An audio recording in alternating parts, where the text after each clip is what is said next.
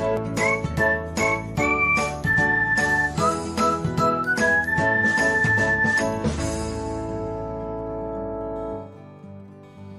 everyone, welcome back to another episode of Technologyglance.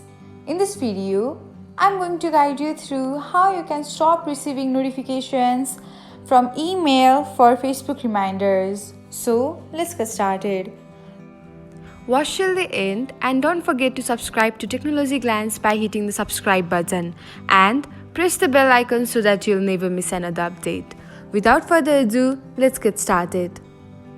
First of all, open the Facebook app on your device.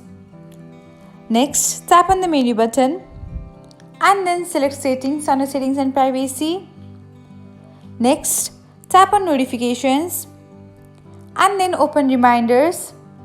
Here, toggle off the button beside Email and that's it. This is how you can stop receiving email notifications for Facebook reminders. If you want to stop SMS notifications too, you can toggle off the button beside it. Thanks for watching. If you found this guide helpful, we will love it if you hit the thumbs up button below.